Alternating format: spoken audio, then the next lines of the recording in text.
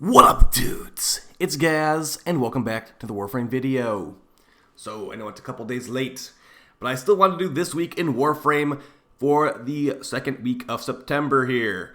We've got Veilbreaker finally out, so as far as, things to be on the lookout for, I think we should be on the lookout for, ammo changes for AoE. But we're going to go over all the news and all that stuff. Also, Prime Resurgence was verified to be returning later this week as well on the 14th. So we're going to go over that stuff for this week in Warframe. Also going over what Teshin has, Nightwave challenges, my invigorations, and other things like that. Make sure to live stream as well. We will live later with some more Warframe. Alright, so just starting out, let's go see what Teshin has. I actually don't know. Now, I'm going to be having a video on Steel Path Fissures very soon. I've actually started to buy these Rivens from Teshin, even though I'd never consider them worth it. Not only do we're getting more Steel Essence because of Steel Essence Fissures, but we also have a new system for Riven mod slots. If you were capped on Riven slots, Unveiled Rivens do not take up an actual slot. They have their own, or rather, Veiled Rivens have their own slots now that are separate from Unveiled Rivens. So I've actually started buying those from Teshin, so it's just a shotgun Riven. Nothing too crazy, but yeah, as you can see right here before we go over the challenges, this new little system right here where I was at 180 Riven slots. This shotgun Riven does not count. This rifle Riven does not count. These 3 pistol Rivens don't count. So I can keep stacking up Veiled Rivens.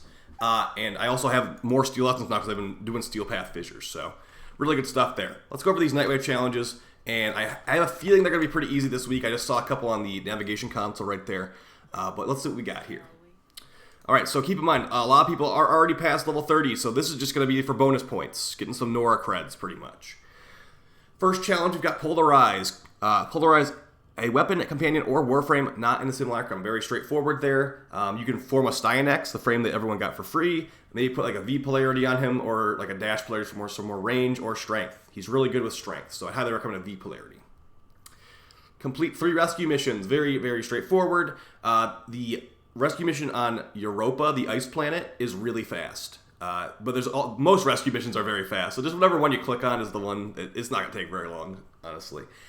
Maybe do a rescue fissure, get a relic open along the way. Complete 3 sabotage missions. This one's also very straightforward and easy. There's quite a few sabotage missions that are like surprisingly faster than others. Like there's certain rescue missions that are just not as detailed as. What I'm trying to say is you go to this one right here. This one, all you have to do is just put a box into a container and then blow up a console. It's very straightforward. But then there's other ones, like this sabotage right here. It's like, all right, go grab this canister. Choose the cold reactor, the heat reactor. Hack this, hack that. Go open the blast door. Hack this, hack. It's more stuff than just walk over to this thing and blow it up. So as far as easy sabotage missions, this one's pretty good. Ares on Mars. There's this one right here. I believe it's called Ensel. This one I think you just shoot the trucks on. It's really easy. Europa also has like an outdated easy sabotage, if I can remember which one it is. Oh, by the way, Orios is a very easy rescue mission if you want to do that one. Is it Coca-Beal? Coca-Beal is super easy. It's even easier than Ares on Mars. So you have your choices of really easy sabotage missions there. Shouldn't take you very long. Just basically 3 loading screens. Alright, moving on to the next weekly. We got 5 different Orb Valis bounties. Now, do keep in mind, if you have access to Profit Taker bounties do count for this, and it will give you a couple easy completions right there. Profit Taker Stage 2, I think it is the other fast one.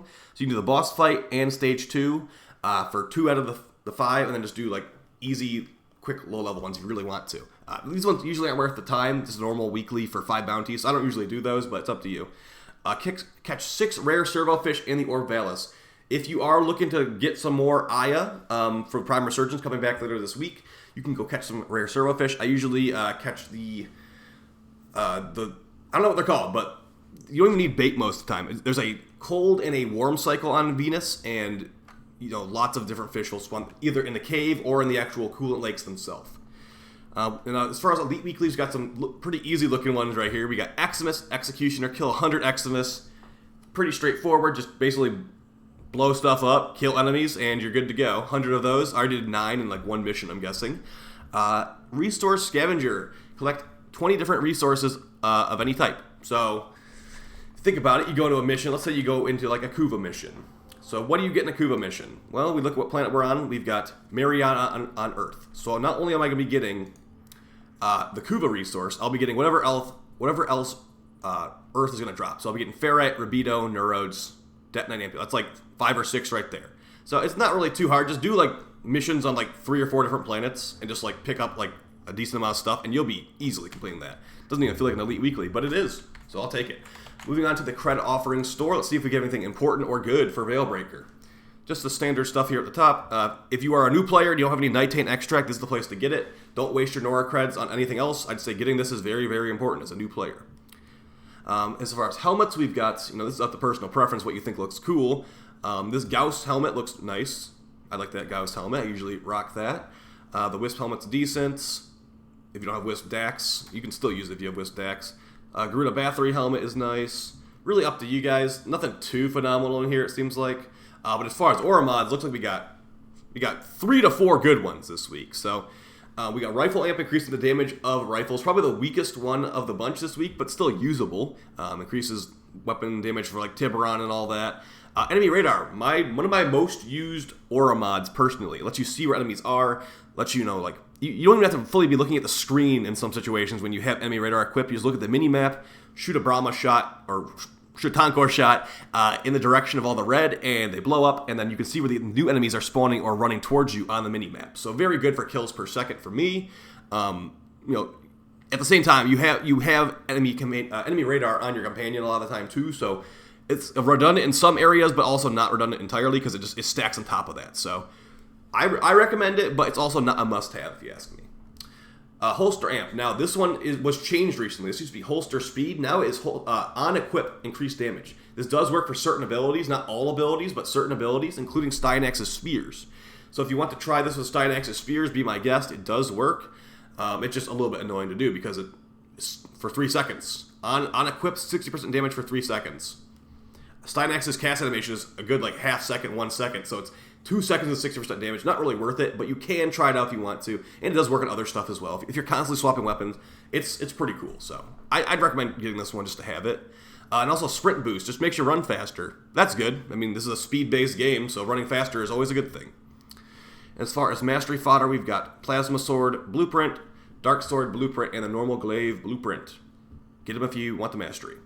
And as far as PvP mods, we got Double Tap for the Latron, Singularity for Nyx, and Power of 3 for Ivara. I'd probably get Power of 3 for Ivara and Double Tap here if I was to choose these. Singularity would be cool, but you can't use 2 augments for the same ability at the same time. So you can't do Assimilate and Singularity, which is what I wanted to do. That's why I don't like it as much. All right, let's go over our invigorations. I'm pretty sure I saw one. I looked at one briefly and it looked pretty good, but they weren't for frames I wanted. So please be like ability strength, ability efficiency. I think that's the best one you can get. All right, starting with Grendel. Melee critical chance and increased sprint speed. The melee critical chance does work for Korra's Whipclaw if it was to override that. But yeah, not super crazy. Maybe would have been good for that Slater level 10k run just to move faster. Sprint feet is nice for disruptions to run between towers faster. But parkour velocity is probably a little bit better at the same time. So not a great invigoration. I might still use it on Grendel. Here we go. Invigoration for Excalibur. 100% increased ability duration and 75% increased ability efficiency. So I could probably go like a Blind Rage Excalibur Exalted Blade build and never run out of energy, so that's cool. Going past that, I might have to try out an arbitration this week with this invigoration and see how terrible arbitrations feel now, because I have a feeling they're not going to be that great compared to before, but at the same time I also haven't tried it yet, so I have to actually try it before I can say that for sure. So pretty good one right there. 2 ability stats, you can't complain about that. And then the final one, here's one I might actually use. I might use my override in this. 200% increased ability strength and plus 75% parkour velocity. So parkour velocity I usually consider better than sprint speed as far as these speed invigorations are concerned.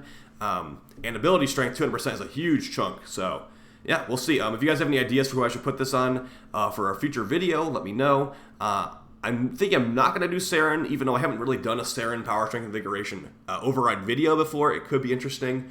Let me know. Just don't say Stynax, because there's still no way to get him because I sacrificed him. So, all right, guys, I'll see you next time. Appreciate all the support, and yeah, take it easy. Peace.